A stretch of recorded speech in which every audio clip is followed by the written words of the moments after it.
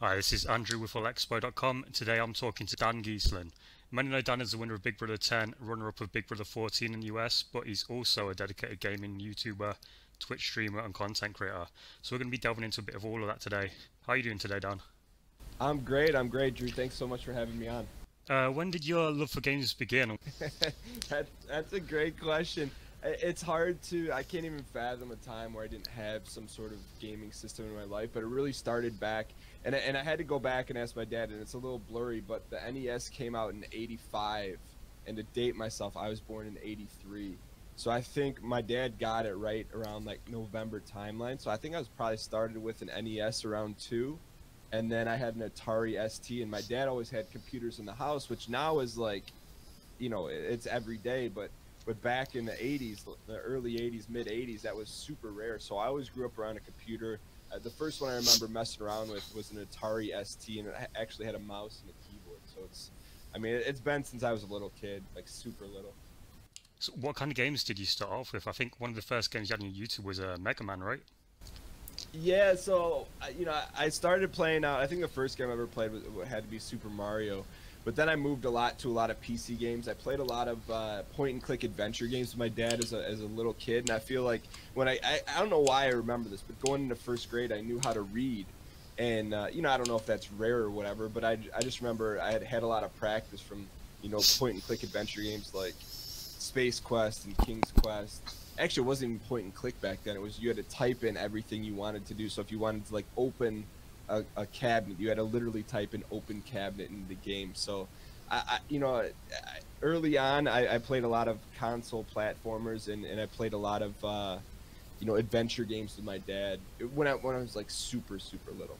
So I think you started your gaming channel, I think it was around just after BB14 ended. Yeah, so it was right around 2012. I'd just gotten off the show, and I was going out to Seattle for some interviews, and I'd always been a fan of Magic the Gathering, so I sent out this is just how funny how life works. So I sent out this random tweet, and I said, hey, if anyone has a connection to Wizards of the Coast, let me know. And, because I'd love to get a tour. And I guess, I didn't know at the time, but it was extremely difficult to get a tour inside of Wizards of the Coast because, they have a lot of confidential stuff. But anyways, this guy named DJ Wheat, also known as Marcus Graham, sent me a tweet. He's like, hey, I can hook you up. And I didn't know who he was at the time, but essentially DJ Wheat is like the John Madden of esports. He's been involved since the OG days, and long story short, he got me started on Twitch. He's like, hey, download this program, start streaming, I think you'll like it.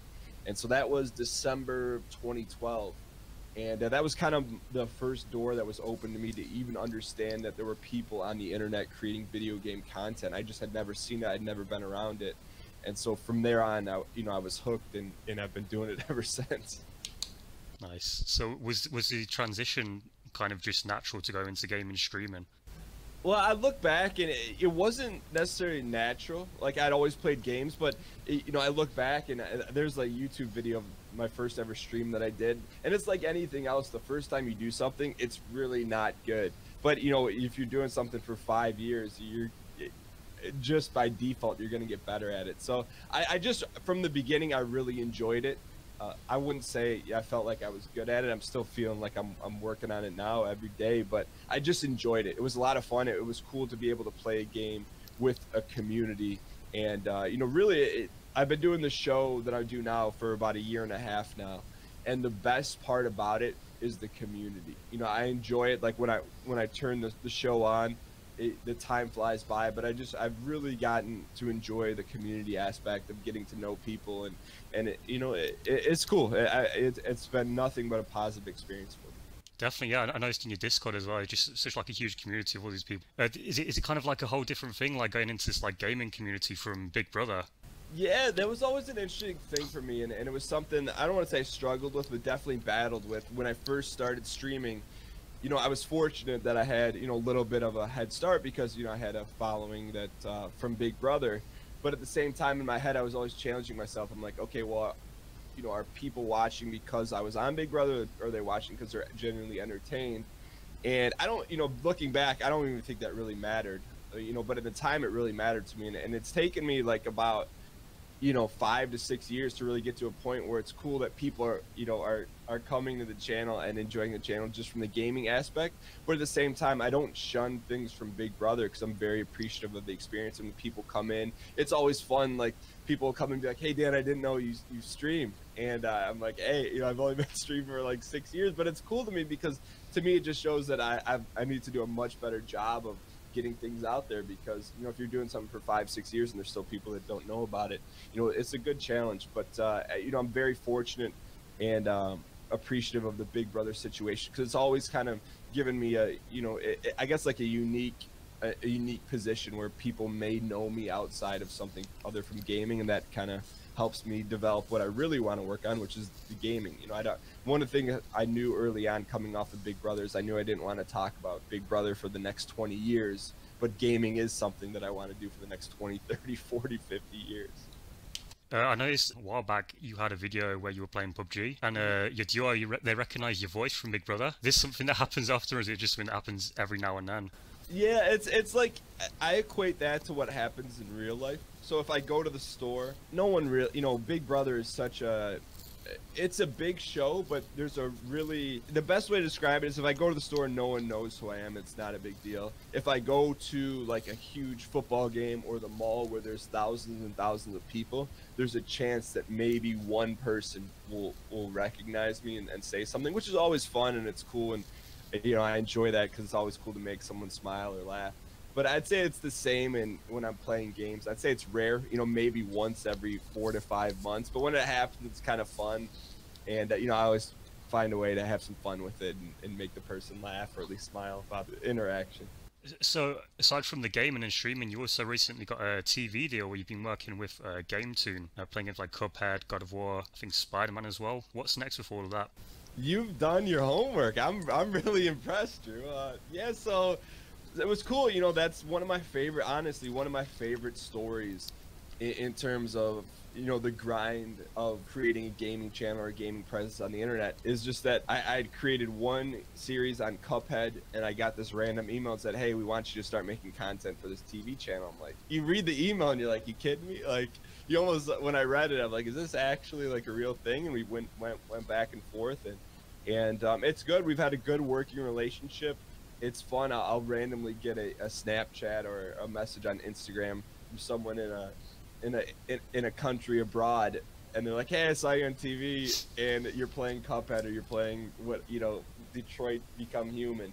And so, right now we're just continuing to do that. I think we have I don't know if it's a yearly contract, but it's fun. It's cool. To me, it's when that deal came to the table, I did it for 2 reasons. One, it's from a monetary standpoint, the deal made a lot of sense, and it also allowed me to, because I was making money from that, it allowed me to get a little bit more creative and extend myself a little bit more in the gaming side of things, where I didn't necessarily have to monetize or push a whole lot more. And the other thing, anytime I take a deal, and I'm cautious to do this, I just don't want it to take away from anything else that's going on.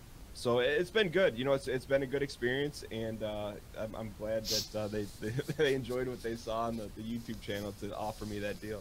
So now you've done a little bit of gaming, a little bit of streaming, YouTubing, and the TV stuff. What's been your kind of like favorite thing to do in terms of content? Yeah, that's a good question. To me, it's always a refining process. In terms of, if I were to look back at some favorite things, I don't know. I would have to say, it's such a unique thing when I think about Twitch versus YouTube in terms of the platform of content. I love the YouTube aspect of, and it's a maybe not healthy obsession, but I always look at, when we post a video, I'll go on my phone a couple times, okay, way more than a couple times a day, and just read the comments of every video, see what people like, and I just love seeing that feedback to try and hone and make things that people want to watch. And on the flip side, with Twitch, you get that feedback real time. So it's, I think, when I was in high school, I always knew I wanted to get in some kind of broadcasting, but I just had that in me. And back then, I don't want to redate myself, you just didn't know that something like this would be available. So to kind of how I've whittled myself there, I just enjoy the process of doing it every single day.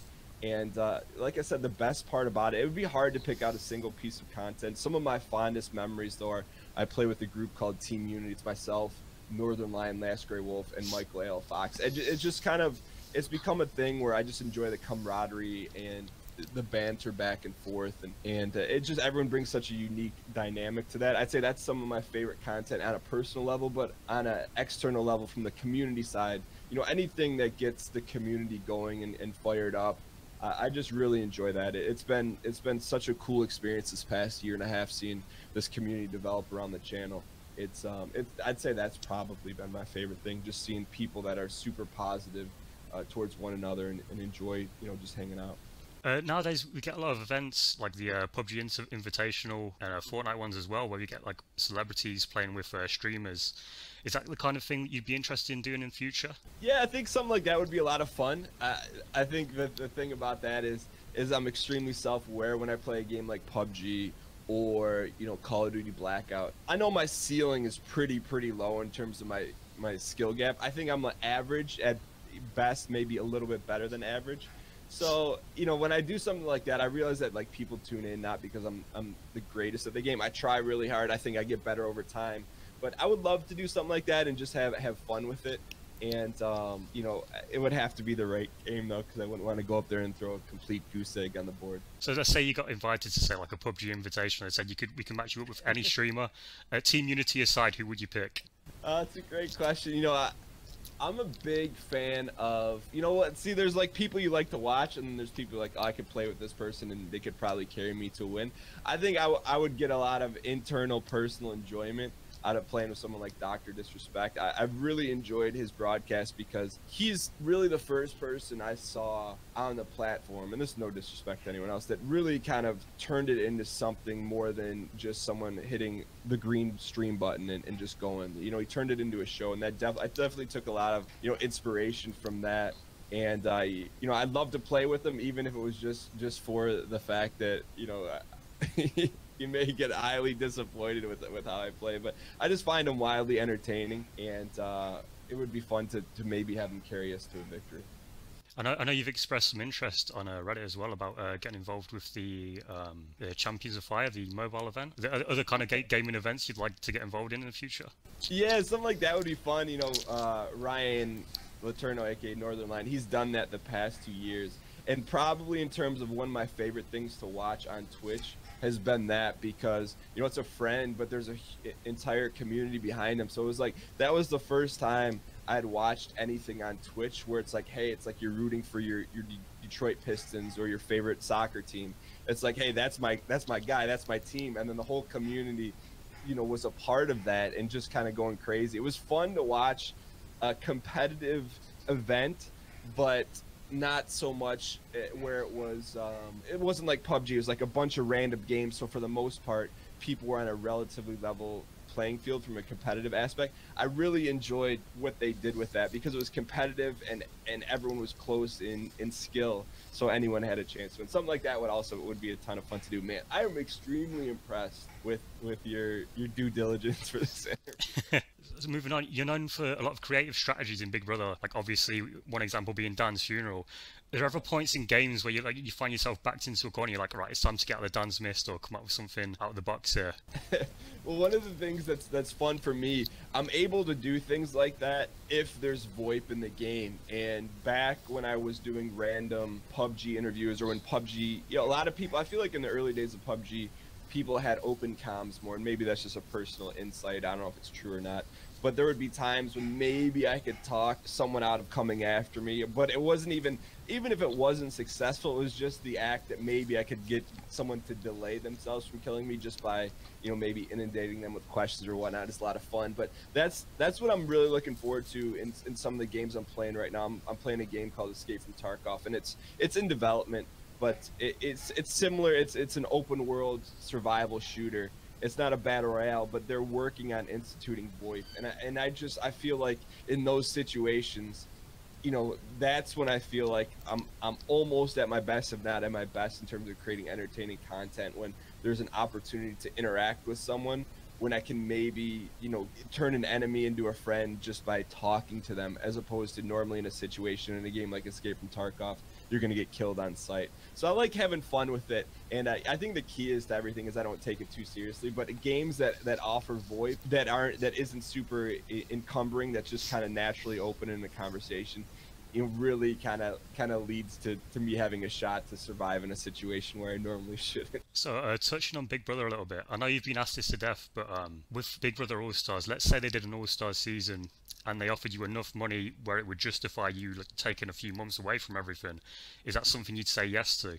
So that's a really tough question to answer. But so you're saying if they paid me up front and no matter what happened, it made financial sense to do it? If they give you the right offer, yeah. Yeah, I would consider it. The two things are that make it extremely difficult to accept something like that is, one, it's time away from my family that literally you can't get back, and you have no idea what's going on. You know, the first time I played, I wasn't married. Second time I played, I was married. It was difficult. And now I have two little boys. And I really, it would have to be a crazy amount to even consider giving up that time.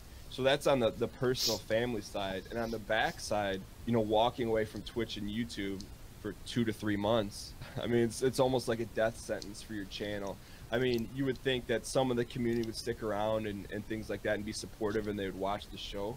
But it's like, hey, you're watching your favorite TV channel, and all of a sudden you go to channel 5 and it's just gone for 3 months. I don't think it's from a business standpoint and even a passion standpoint, it would be really tough. I don't even think I could do that.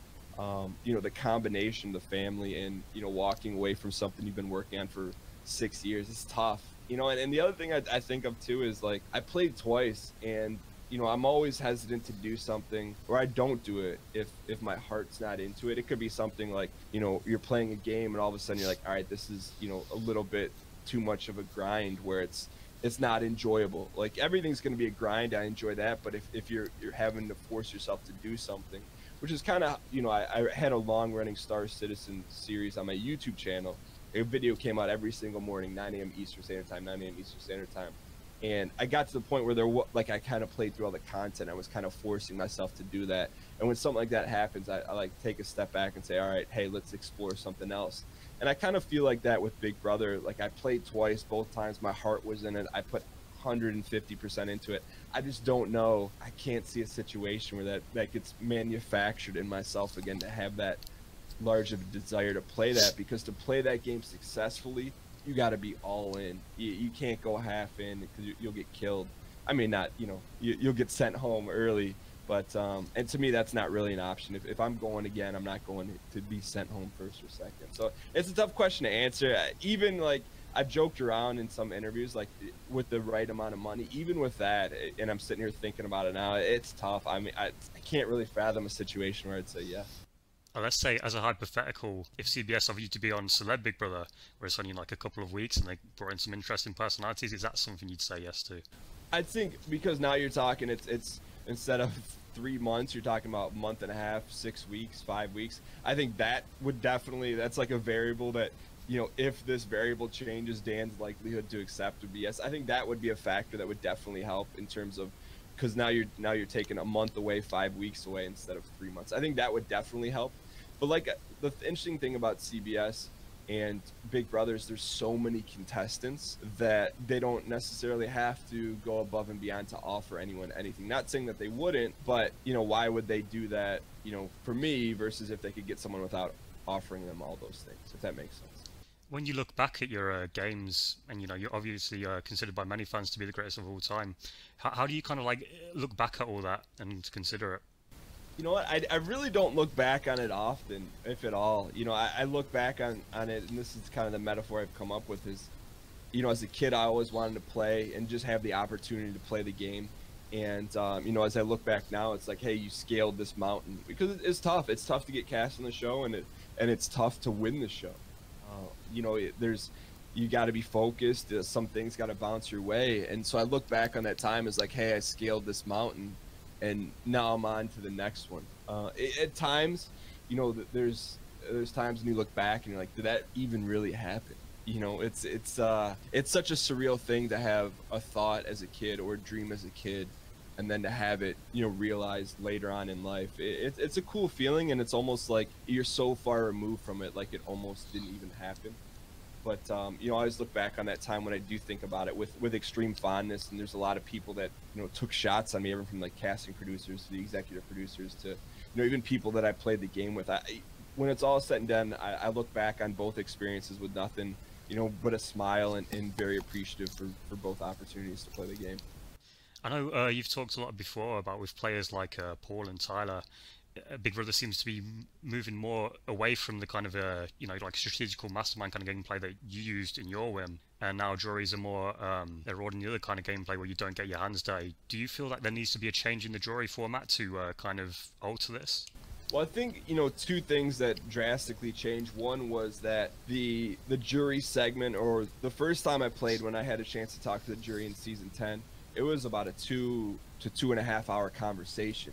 And the second time I played in 14, it was about a 2-minute conversation. And I think the more complex of a game that you play, the more time you need to kind of disarm people and explain to them and all the intricacies of your game, the more time you need. So I feel like it's more so the format of finale night than anything else. And I just feel like if you have more time to talk to the jury, you're gonna have a chance to maybe get people to put aside their ego and maybe increase their likelihood to vote for someone who may have done a lot of Machiavellian style things. But I don't know, I feel like it may be more fun to watch on finale night when it's so hectic and you don't know who's going to be the final two and things like that. But I think ultimately the game is shifting towards the more competitions you win and the less people you make moves against, the higher chances are to win. Where before I wouldn't necessarily have said that. But based on the format, if I'm going into that game fresh, like had never played before, I'm looking at the format of people that have won and I say, okay, this is what wins.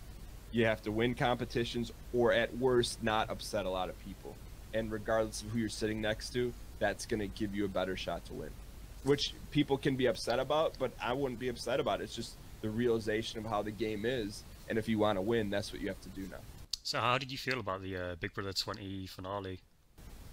Yeah, I think it was crazy. Anytime the vote is that close, I think it's harder for people, in particular the final two, to understand. And it's like, hey, one thing you could do could be a $500,000 decision. But I enjoyed it. I think it was a really good season, and it was one of the more recent ones where the last two people standing, you're like, hey, look, either person could win this, and you can't be anything but happy for them.